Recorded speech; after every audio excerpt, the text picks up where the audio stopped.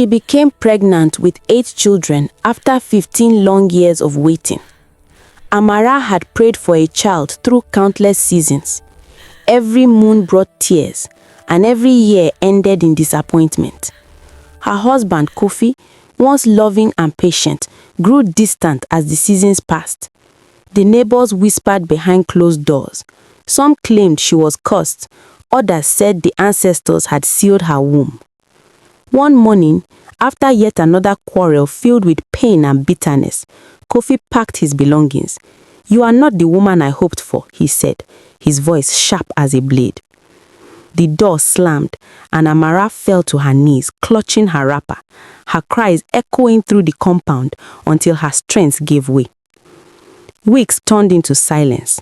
Then one afternoon, while weeding behind her small house, a wave of dizziness swept over her. Concerned, her neighbor, Mama Zuri, insisted she visit the health center. The nurse smiled after the test and said softly, "Congratulations, you are 1 month pregnant." Amara froze. "It can't be," she murmured, her voice trembling. "My husband left a month ago." But the truth stood firm. Life had found her when she least expected it. As the months passed, her belly grew larger than anyone had ever seen. By the 6th month, it looked as though she carried the world itself. Women stared in wonder. Men whispered, "Perhaps it's twins or more." Some joked, "Maybe she swallowed a drum." But Amara refused to rest.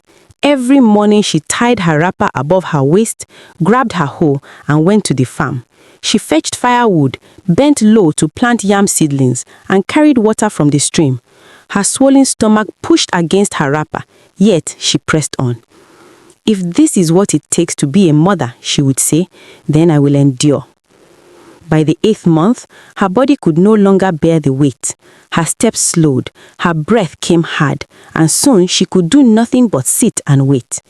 The villagers watched with mixed awe and fear, whispering that something extraordinary was coming. Then one stormy night, lightning split the sky as Amara's cries filled the room. The midwife walked furiously. One baby cried, then another and another. When it was over, she collapsed to the floor and whispered, 8. 8 perfect children. The news spread like wildfire, but the miracle had only just begun. Amara, with tears in her eyes, prayed over her newborns. When 8 tiny cries filled the air, the miracle echoed beyond the village borders. Traders spoke of it in distant markets. Travelers carried the tale across lands. Among those who heard was the man who had abandoned her, Amara's husband, Kofi. He wrestled with crushing guilt. The woman he'd left barren and broken had become mother to 8 children, blessed beyond imagination. Shame seared his chest, but love, deep, fractured and desperate, pulled him homeward. One golden morning, Amara sat outside her hut, nursing her newborns, when hesitant footsteps approached. She looked up. There he stood, older, humbled, trembling. His tunic bore the dust of long travel. His eyes glistened with the tears of a man who had discovered both his failure and a chance at redemption. "Amara," he whispered, voice breaking. "I was blind. Forgive me." Silence stretched between them like the years of pain they'd endured. Villagers watched from shadows, breath held. Then softly she rose.